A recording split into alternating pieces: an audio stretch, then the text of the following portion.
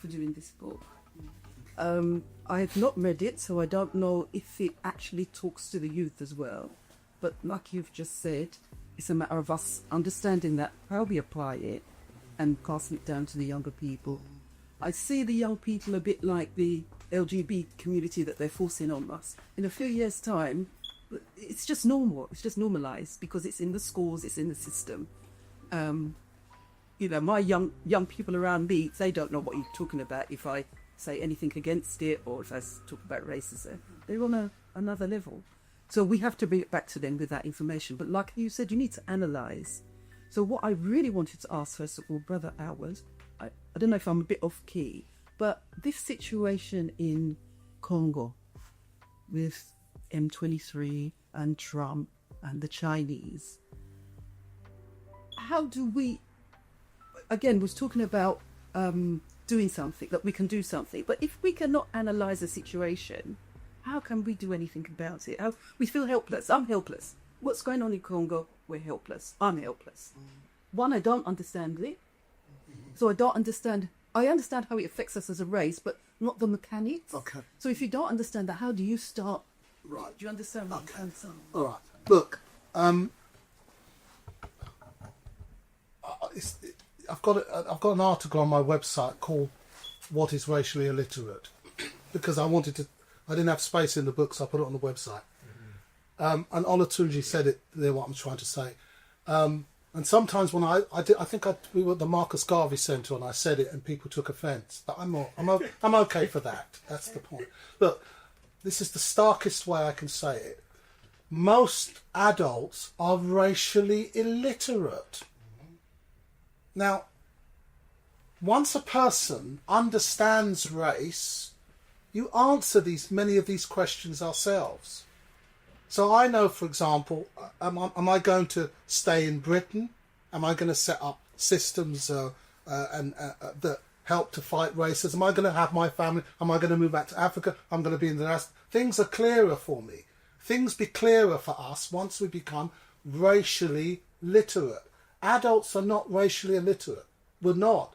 We have fragmented knowledge and lots of arrogance as well. So and that's something I've noticed as well, that black people, there are different types. Some black people will buy the book, leaf through it, oh, that's interesting, a few words here and there, and stick it on the shelf. That's going on. And there's black people who don't read books from top to end.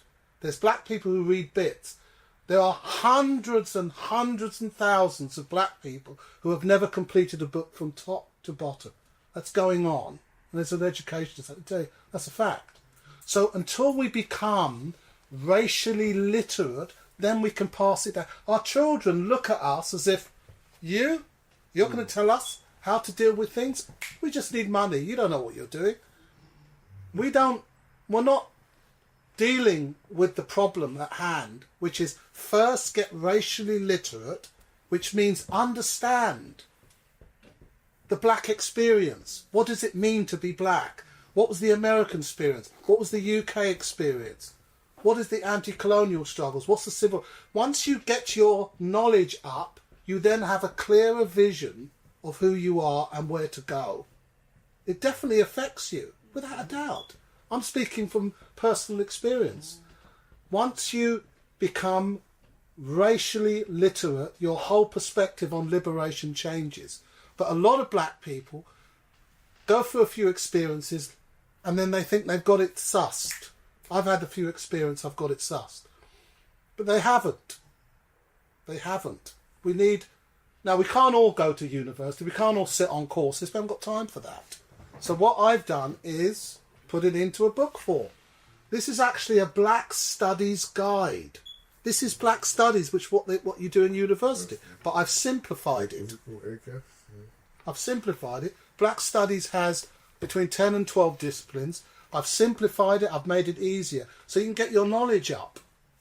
Black people don't know. Another thing about racial illiteracy is a lot of people think that I can't be racially illiterate because I'm 30 or I'm 60 or I'm 30. You can be 80 and be racially illiterate. Okay? Most of the knowledge that black people have is, we used to be slaves, we live in a racist society, Racism everywhere. Oh, we've got Donald Trump. Oh, things are vamping. That's it. There's more to it than that. We've got to get our knowledge up so that our children know that we know what the black experience is. We know where to go next. We don't know where to go next.